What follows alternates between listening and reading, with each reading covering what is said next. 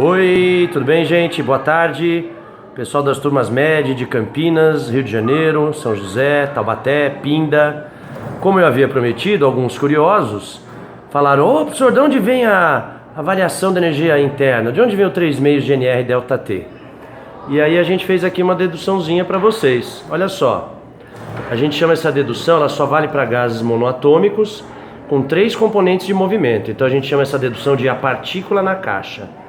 É como se tivesse uma partícula de massa m, velocidade v constante, e ela está aglutinada, ela está presa, confinada numa caixa, num cubo, na verdade, de comprimento L. L, e aqui a altura também é L. Então vai lá, olha só como é que a gente deduz isso aqui. Para a partícula de massa m, temos que a força é a massa vezes a aceleração. A gente diz que a força é a derivada da quantidade de movimento em relação ao tempo, mas no fundo é a variação da quantidade de movimento em relação ao tempo, que é massa vezes aceleração tangencial. Como a partícula bate e volta, e eu quero estudar esse fenômeno de ida e volta, então vai ficar mv menos v, porque é uma velocidade oposta, sobre o tempo de percurso, aproximadamente movimento uniforme. Então vai ser 2L sobre V. Divisão de fração, corto 2, mv ao quadrado sobre L é a força de uma partícula em uma direção dentro dessa caixa. Aí depois a gente vai calcular a pressão que essa partícula exerce sobre essa outra face. Vamos lá, a pressão, força sobre a área, então vai ficar mv ao quadrado sobre L dividido pela área, que é L ao quadrado. Então fica mv ao quadrado, L ao cubo. Mas a gente só está no eixo OX. Ou seja, a velocidade que nós estamos trabalhando é em x. Agora que vem a parte estatisticamente um pouquinho mais difícil. A gente chama isso aqui de teorema da equipartição de energia de Planck. O que ele fala? Ele fala que num sistema de infinitas partículas, a componente da velocidade em cada eixo, elas são parecidas entre si. Aí você vai dizer, mas e se minhas partículas, se tiver uma partícula que tem mais velocidade em x, ela vai ter menos em y.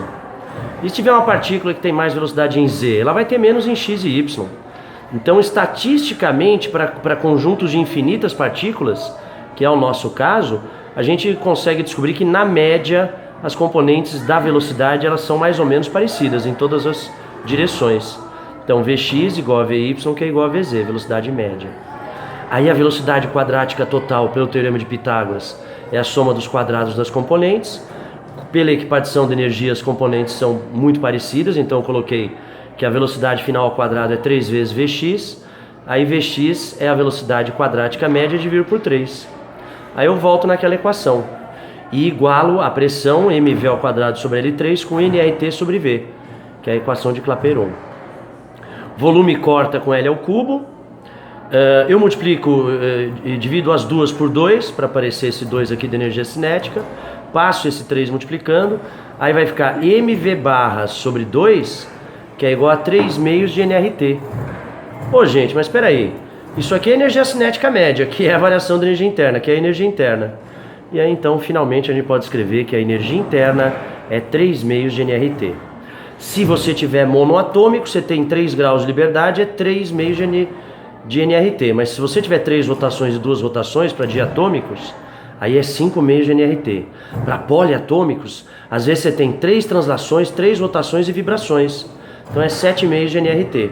E para partículas complexas, como por exemplo sacarose, partículas orgânicas muito complexas, você tem N vibrações. Eu coloquei até beta para não confundir esse N com outros N's.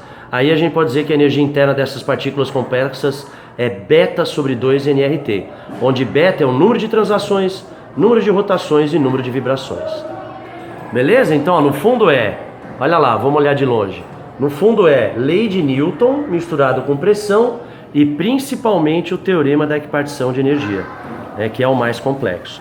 Lembrar que na verdade essas faces do cubo elas não existem, viu? Elas representam outras partículas com as quais essa nossa partícula primordial poderia interferir. Então, na verdade, não é a partícula que está dentro de uma caixa. Ela está circundada por outras partículas que são coletivas do sistema. Beleza? Então, energia interna, 3 meios de nRT.